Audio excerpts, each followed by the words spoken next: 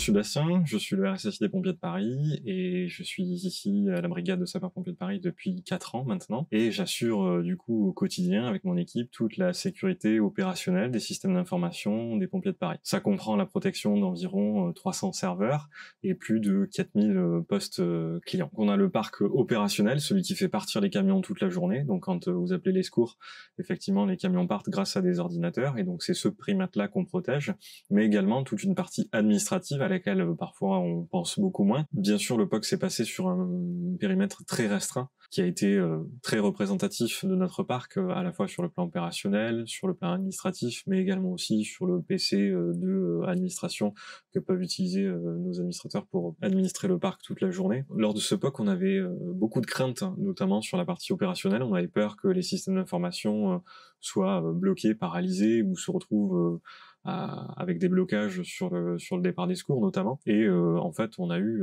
aucun de ces problèmes-là, que ce soit sur la partie serveur, que ce soit sur la partie endpoint. On a vraiment eu d'agréables surprises. Le déploiement s'est fait sur la totalité du parc. En fait, on a déployé l'ensemble des endpoints comme ça en une demi-journée quasiment, avec la désinstallation aussi de la solution précédente qui était prise en charge par l'agent. La phase de POC s'est déroulée avec un accompagnement de la part des aides.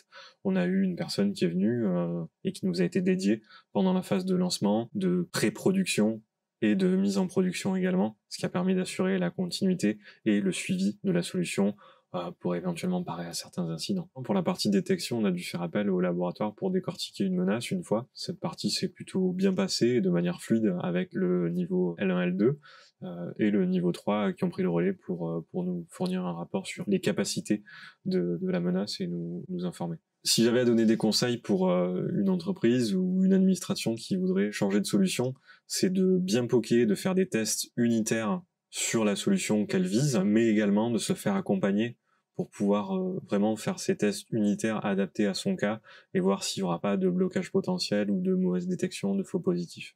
Bonjour, je vais me présenter, je suis Gilles, je suis chez les pompiers de Paris depuis 25 ans.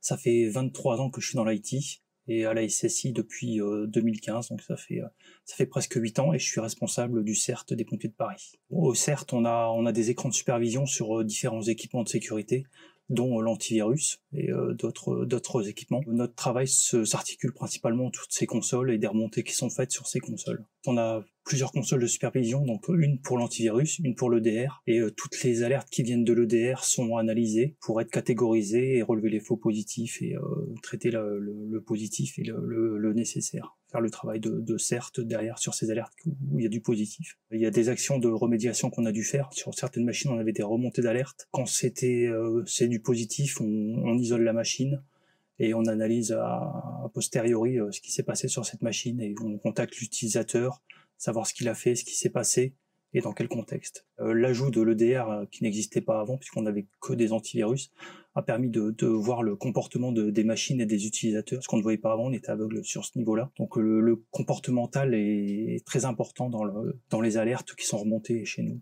Donc l'EDR est très important et fait bien le travail. Donc on peut ressortir beaucoup d'éléments par rapport à cet équipement qu'on a en plus. En fait, on a un SIEM qui permet de corréler différents équipements de sécurité, donc des firewalls, l'antivirus, l'EDR, et tout est corrélé via le SIEM et analysé par rapport à ça.